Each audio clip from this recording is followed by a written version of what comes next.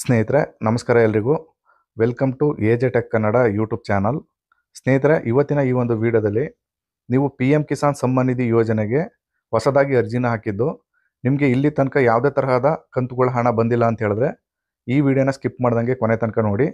ಇಲ್ಲಿ ನಿಮ್ಮ ಸಮಸ್ಯೆಯನ್ನು ಪತ್ತೆ ಮಾಡಿ ನಂತರ ಅದಕ್ಕೆ ಸೊಲ್ಯೂಷನ್ ಏನಿದೆ ಅಂತಲೂ ಕೂಡ ಕಂಡುಹಿಡ್ಕೋಬಹುದು. ಸಂಪೂರ್ಣವಾಗಿ ತಿಳಿಸ್ಕೊಡ್ತಾ ಇದ್ದೀನಿ. ಸ್ನೇಹಿತರೆ, ತುಂಬ ಜನ ರೈತರುಗಳಿಗೆ ಇಲ್ಲಿ ಅರ್ಜಿ ಕೂಡ ಅಪ್ರೂವ್ಡ್ ಅಂತ ಬಂದಿರುತ್ತೆ, PMKID ಕೂಡ ಜನರೇಟ್ ಆಗಿರುತ್ತೆ, ಹಾಗೆ XML ಕೂಡ ಎಸ್ ಅಂತ ಇರುತ್ತೆ. ಈ ರೈತನಿಗೆ ಹಣ ಬರಬೇಕು, ಬಟ್ ಅಲ್ಲಿ ಒಂದು ಕಾರಣದಿಂದಾಗಿ ಹಣ ಬಂದಿಲ್ಲ, ಅಲ್ಲಿ GOI ರಿಜಿಸ್ಟರ್ ನಂಬರ್ ಬಂದಿಲ್ಲ ಆ ರೈತನಿಗೆ. ಹಾಗೆ ತುಂಬ ಜನರಿಗೆ FID ನಂಬರ್ ಇದೆ, ಹಾಗೆಯೇ PMKID ಕೂಡ ಅಲ್ಲಿ ಬಂದಿರಲ್ಲ. ಇಂಥ ರೈತರುಗಳು ಈ ರೀತಿ ತಮ್ಮ ಅರ್ಜಿ ಸ್ಟೇಟಸ್ನ ಫಸ್ಟು ಯಾವ ಕಾರಣಕ್ಕೋಸ್ಕರ ಹಣ ಬರೋದು ಸ್ಟಾಪ್ ಆಗಿದೆ ಅನ್ನೋದನ್ನ ಕಂಡುಹಿಡ್ಕೊಂಡು ತದನಂತರ ಅದಕ್ಕೆ ಪರಿಹಾರನ ಕಂಡುಹಿಡ್ಕೋಬೋದು. ಸ್ನೇಹಿತರೆ, ನಾನು ಇಲ್ಲಿ ತೋರಿಸ್ತಾ ಇದ್ದೀನಿ.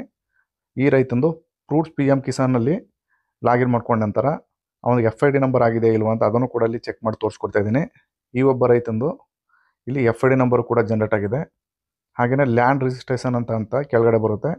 ಇಲ್ಲಿ ವಿತ್ ಲ್ಯಾಂಡ್ ಅಂತ ಆಗಿದೆ. ತುಂಬ ಜನರಿಗೆ ಇಲ್ಲಿ ವಿತೌಟ್ ಲ್ಯಾಂಡ್ ಆಗಿದ್ರು ಕೂಡ ಹಣ ಬರಲ್ಲ. ಇಲ್ಲಿ ಜಮೀನು ಕೂಡ ಎಂಟ್ರಿ ಆಗಿದೆ, ಆದರೂ ಕೂಡ ಈ ರೈತನಿಗೆ ಯಾವುದೇ ಥರದ ಇಲ್ಲಿ ತನಕ ಹಣ ಬಂದಿಲ್ಲ. ಯಾವ ಕಾರಣಕ್ಕಾಗಿ ಬಂದಿಲ್ಲ, ಈ ರೈತ ಏನು ಮಾಡಬೇಕು ಅದ್ರ ಬಗ್ಗೆ ಸಂಪೂರ್ಣವಾಗಿ ಈ ಮುಂದಿನ ಭಾಗದಲ್ಲಿ ತಿಳಿಸ್ಕೊಡ್ತಾ ಇದ್ದೀನಿ.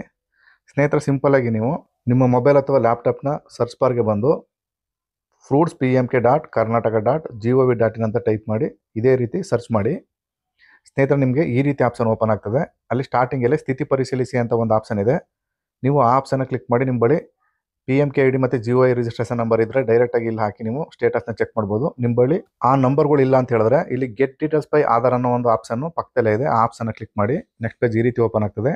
ಇಲ್ಲಿ ನೀವು ಯಾರ್ದು ಚೆಕ್ ಮಾಡ್ತೀರಿ ಅವ್ರ ಆಧಾರ್ ನಂಬರ್ನ ಹಾಕಿ ಇಲ್ಲಿ ಸರ್ಚ್ ಅಂತ ಮಾಡಿ. ಇಲ್ಲಿ ನಿಮಗೆ ಒಂದು ಪಾಪ ಶೋ ಆಗುತ್ತೆ, to get a PMKID please do declaration ಅಂತ ತೋರಿಸುತ್ತೆ. ನಿಮ್ಮ FID ನಂಬರ್ನನ್ನು PMKIDಗೆ ಡಿಕ್ಲರೇಷನ್ ಮಾಡಿ ಅಂದರೆ ಸ್ವಯಂ ಘೋಷಣೆಯನ್ನು ಮಾಡಿ ಅಂತ ತೋರಿಸುತ್ತೆ. ತುಂಬ ಜನರು ಇಲ್ಲೇ ಮಿಸ್ಟೇಕ್ ಮಾಡೋದು, ಅರ್ಜಿ ಹಾಕಿದ ನಂತರ ನಮ್ಮದು PM ಕಿಸಾನ್ ಹಣ ಬರುತ್ತೆ ಅಂತ ನೀವು ರೈತರು ಸುಮ್ಮನೆ ಆಗ್ತೀರಾ. ಇಲ್ಲಿ ಸ್ಟೇಟಸು ಈ ಕಾರಣಕ್ಕೋಸ್ಕರ ಸ್ಟಾಪ್ ಆಗಿರುತ್ತೆ. ಯಾವುದೇ ಕೃಷಿ ಇಲಾಖೆ ಅಧಿಕಾರಿಗಳು ಇದ್ರ ಬಗ್ಗೆ ಮುತುವರ್ಜಿ ಕೊಟ್ಟು ನಿಮ್ಮ ಅರ್ಜಿನ ಪಾಸ್ ಮಾಡಿರಲ್ಲ. ಇಲ್ಲಿ PMKIDನೂ ಕೂಡ ಇಲ್ಲಿ ಜನರೇಟ್ ಆಗಿರಲ್ಲ. ಇನ್ನು ತುಂಬ ಜನರಿಗೆ ಇಲ್ಲಿ PMKID ಕೂಡ ಜನರೇಟ್ ಆಗಿರುತ್ತೆ, ಆದರೆ ಅಲ್ಲಿ GOI ರಿಜಿಸ್ಟರ್ ನಂಬರ್ ಅಂತೇಳಿ ಆ ನಂಬರು ಜನರೇಟ್ ಆಗಿರಲ್ಲ. ಈ ಕಾರಣದಿಂದಲೂ ನಿಮಗೆ PM ಕಿಸಾನ್ ಹಣ ಬರೋದು ಸ್ಟಾಪ್ ಆಗಿರುತ್ತೆ. ಹಾಗೆಯೇ ತುಂಬ ಜನರಿಗೆ ಇಲ್ಲಿ ನೋಡ್ಬೋದು ಅಪ್ರೂವ್ಡ್ ಆಗಿದೆ, XML ರಚನೆ ಆಗಿದೆ, ಎಲ್ಲ ಕೂಡ ಪರ್ಫೆಕ್ಟ್ ಆಗಿದೆ, ಬಟ್ ಹಣ ಬರ್ತಾ ಇರಲ್ಲ. ಅಲ್ಲಿ GOI ರಿಜಿಸ್ಟರ್ ನಂಬರ್ ಅಂತ ಇರುತ್ತೆ. ಇದು ಒಂದು ಸ್ಟೆಪ್ಪಲ್ಲಿ ಸ್ಟಾಪ್ ಆಗಿರುತ್ತೆ ಸ್ನೇಹಿತರೆ. ಅದು ಯಾವ ಸ್ಟೆಪ್ ಅಂತ ಮುಂದೆ ತಿಳಿಸ್ಕೊಡ್ತೀನಿ. ಹಾಗೆಯೇ ಇನ್ನೊಬ್ಬ ರೈತನಿಗೆ ಕೂಡ PMKID ಬಂದಿರುತ್ತೆ, GOI ರಿಜಿಸ್ಟರ್ ನಂಬರು ಕೂಡ ಬಂದಿರಲ್ಲ, ಬಟ್ ಅದು ಬೇರೆ ರೀಸನ್ಗೋಸ್ಕರ ಸ್ಟಾಪ್ ಆಗಿರುತ್ತೆ. ಅದನ್ನು ಕೂಡ ತೋರಿಸ್ಕೊಡ್ತೀನಿ. ಇಲ್ಲಿ ನೋಡ್ತಾ ಇರ್ಬೋದು ನೀವು, PMKID ಜನರೇಟ್ ಆದರೂ ಕೂಡ ಅರ್ಜಿ ಅಪ್ರೂವ್ಡ್ ಆದರೂ ಕೂಡ ಇಲ್ಲಿ XML ನೋ ಅಂತ ತೋರಿಸುತ್ತೆ. XML ನೋ ಅಂತ ಹೇಳಿದ್ರೆ ನಿಮ್ಮದು ಯಾವುದೇ ಥರದ ಹಣ ಬರಲ್ಲ, ಇಲ್ಲೇ ತಡೆ ಹಿಡಿದಿದ್ದಾರೆ ಅಂತ ಅರ್ಥ. ಹಾಗೆಯೇ ಕೆಳಗಡೆ ನೀವು ಸ್ಕ್ರೋಲ್ ಮಾಡ್ಕೊಂಡ್ಬಂದರೆ ಅಲ್ಲಿ ಇಶ್ಯೂಸ್ ಅಂತ ಬಂದಿದೆ ನೋಡಿ, 1/2/2019 ನಂತರ ಸ್ವಾಧೀನಗೊಂಡಿರುವ ಆಸ್ತಿಗಳು ಅಂತ ತೋರಿಸುತ್ತೆ. ಅಂದರೆ ಈ ಜಮೀನು 2019ಕ್ಕಿಂತ ಇತ್ತೀಚೆಗೆ ಆ ರೈತನಿಗೆ ಖಾತೆ ಬಂದಿರೋದ್ರಿಂದ ಆ ಅರ್ಜಿ ಅಕ್ಸೆಪ್ಟ್ ಆಗಿಲ್ಲ. ಈ ರೀತಿ ಕಾರಣದಿಂದಲೂ ಕೂಡ ಹಣ ಬರೋದು ಸ್ಟಾಪ್ ಆಗಿರುತ್ತೆ. ನೀವು ಸ್ನೇಹಿತರೆ ನಿಮ್ಮ PMKID ನಂಬರ್ನ ಈ ರೀತಿ ಕಾಪಿ ಮಾಡಿಕೊಂಡು ನಾನು ಹೇಳ್ದಂಥ ವೆಬ್ಸೈಟ್ನಲ್ಲಿ ಈ ರೀತಿ ಹಾಕಿ ನಿಮ್ಮ ಅರ್ಜಿ ಸ್ಟೇಟಸ್ ಯಾವ ರೀತಿ ಆಗಿದೆ ಅಂತ ನೀವೇ ಸ್ವತಃ ಚೆಕ್ ಮಾಡ್ಕೋಬೋದು. ಒಂದು ವೇಳೆ ನಿಮ್ಮ ಅರ್ಜಿ ಸ್ಟೇಟಸ್ಸು ಎಲ್ಲ ಕರೆಕ್ಟಾಗಿದ್ದು ಇಲ್ಲಿ GOI ರಿಜಿಸ್ಟ್ರೇಷನ್ ನಂಬರು ಬಂದಿಲ್ಲ ಅಂತ ಹೇಳಿದ್ರೆ ನೀವು ಅಲ್ಲಿ ಕೃಷಿ ಇಲಾಖೆಗೆ ಹೋಗಿ ನೀವು ಅಲ್ಲಿ ಕೇಳಬೇಕಾಗುತ್ತೆ. ಸ್ವಯಂ ಘೋಷಣೆ ಅಂತ ಹೇಳಿ ಮಾಡಿಕೊಡ್ತಾರೆ. ಈ ಥರ ರೈತರ ಸ್ವಯಂ ಘೋಷಣೆ ಅಂತೇಳಿ ಫಾರಮ್ ಸಬ್ಮಿಟ್ ಆದಮೇಲೆ ಈ ರೀತಿ ನಿಮಗೆ ತೋರಿಸುತ್ತೆ. ನಾನು ಆ ಕಾಪಿನೂ ಕೂಡ ಇಲ್ಲಿ ಹಾಕ್ತಾಯಿದ್ದೀನಿ.